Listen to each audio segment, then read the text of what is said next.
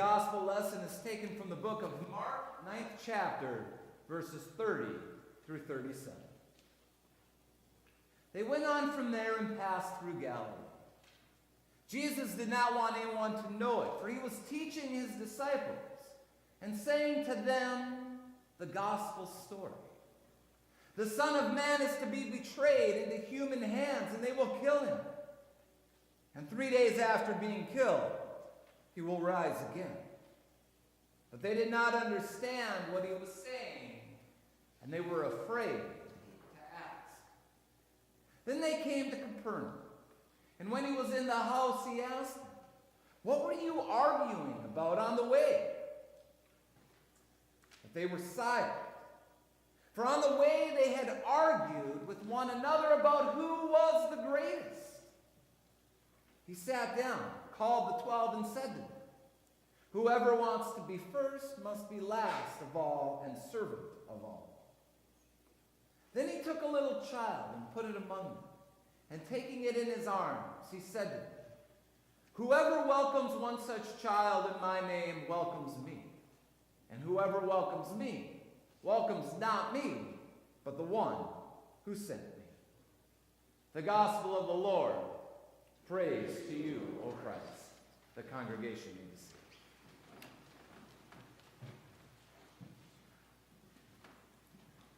One of my very favorite hymns is "I Love to Tell the Story."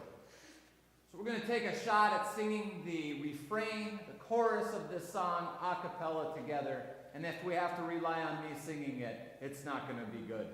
And so we're going to sing it out.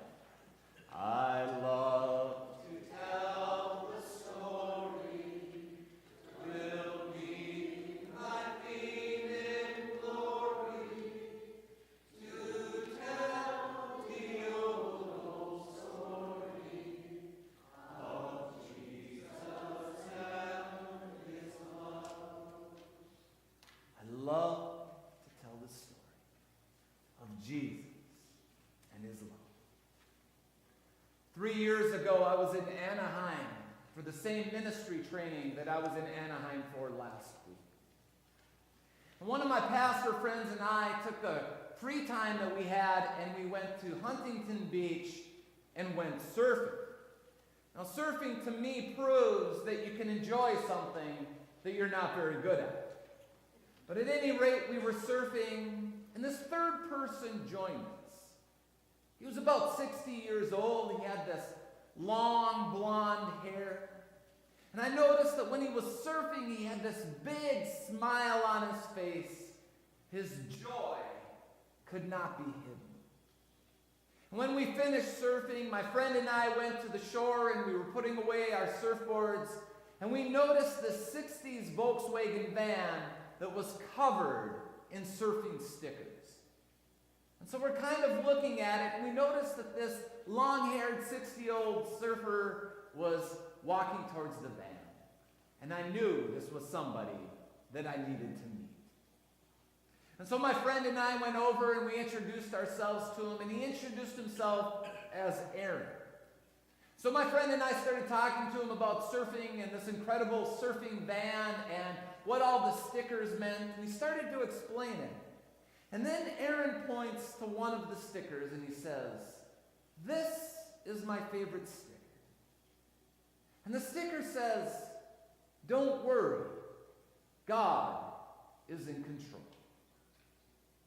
And then Aaron went on to say how for 35 years he'd been a drug addict, and that it was only by the power of God that he was able to overcome his addiction and become clean and sober. And in this beautiful, simple way, he tells us the gospel story. He tells us about God's love, and he tells us about hope. And for the last 3 years, I've been thinking about Aaron. And here we are, 2 pastors and 1 surfer. And it was the surfer who knew the joy of telling the story of God. On Monday, I was back at Huntington Beach, this time with my wife and kids, and my parents were along.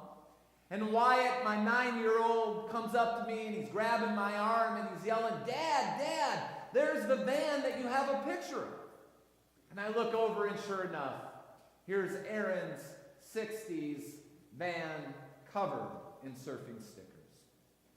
And so I brought Wyatt and Charlie, our 2 kids, over and introduced them to Aaron, and he remembered me, and we talked about how we'd met 3 years before. I told him I was a pastor this time, and together we shared how God was at work in our lives. I told him how I've used our last encounter as a sermon illustration about how he tells the story of the gospel in such a beautiful, simple way. And so then Aaron gave me a link to a news broadcast that talked about Aaron and invited me to use it sometime in a sermon. I'll be using it at 10:30 if you're going to be at both services today. I love to tell the story of Jesus and his love. And Aaron and I found that joy together of sharing about how God was at work in our life. In today's text, Jesus tells his own story. Jesus tells the story of the gospel. So what is the gospel? Well, sometimes we overcomplicate what gospel is. The gospel story is really a simple story. The gospel story is simply death and resurrection. The gospel story is simply the story of God's love. And Jesus, quite simply, tells the story. Jesus says, "The Son of Man is to be betrayed into human hands. They will kill him, and 3 days later, he will rise again." Now, I'm fascinated with how the disciples respond to this gospel message. First, the disciples are confused. They don't understand. Now, in their defense, I have to say it is a confusing story. It's an unbelievable story. And plus, it actually hasn't happened yet. And so it's really confusing to the disciples. Second of all, the disciples are scared. They become afraid. It says the disciples did not understand, and they were terrified. Third, the disciples begin to argue. Now, isn't this just like the disciples? Jesus is trying to teach them. He's trying to tell them the gospel story. He's telling them about what is about to happen. And the disciples, instead of listening, instead of learning, begin to argue amongst themselves about who is the greatest. And instead of making it about God, they make it about themselves.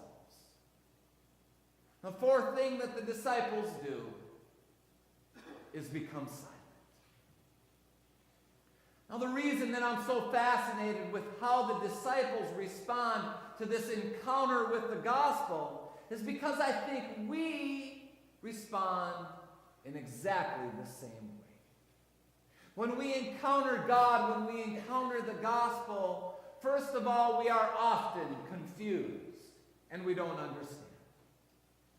And the truth is, faith at times is confusing. There are a lot of things about life, Scripture, God, and faith that we don't understand. But we're also reminded it's not about understanding, it's about faith. And on one hand, faith is complicated and confusing. And on the other hand, it's a simple story. A second way that we respond to the gospel is with fear. Did you know that every time in Scripture that we hear the words, "Do not be afraid," it's followed with good news? Every time we hear, "Do not be afraid," something good happens. "Do not be afraid" is the proclamation of good news. But every time that it's used in Scripture, the people have something to be afraid of. The truth is, we live in a dangerous world. We live in a fallen world. There is a lot to be afraid of. This is what makes Jesus so radical, to say, even in the midst of fear, do not be afraid. Like the disciples, another way that we respond to the gospel is in argument. The disciples make it about themselves and not about God. And I'm afraid that we as Christians, we as humans, do this all too often. And instead of serving one another, instead of loving one another, we argue with one another. And the fourth response of the disciples is they remain silent. I love being a Lutheran. I love our theology. I love our care for others. But this might be our greatest weakness. That we as Lutherans have trouble telling the story. And all too often we remain silent. We are the evangelical Lutheran Church in America, and we struggle with the very first word in our name, being evangelical. I think there's a variety of reasons why we sort of are reluctant to do this. One, I think we don't want to offend people. Another, sometimes we feel like we don't know the story well enough to tell it to somebody else. And then I think about Aaron, the 60-year-old surfer. I think about two pastors and one surfer, and it was the surfer who found the joy in telling the story of Jesus Christ. It wasn't offensive. It wasn't confusing. There was no argument. It was a simple message of God's love. Let's tell the story. I know there's a lot to be afraid of, but do not be afraid. The gospel story is a story of good news. It's a story of death and resurrection. It's a story of God's love. It's a story of hope. Let's find the joy in telling the story. The joy of a 60-year-old surfer with a smile on his face, simply saying, don't worry, God is in control. To God be the glory, now and forever. Amen.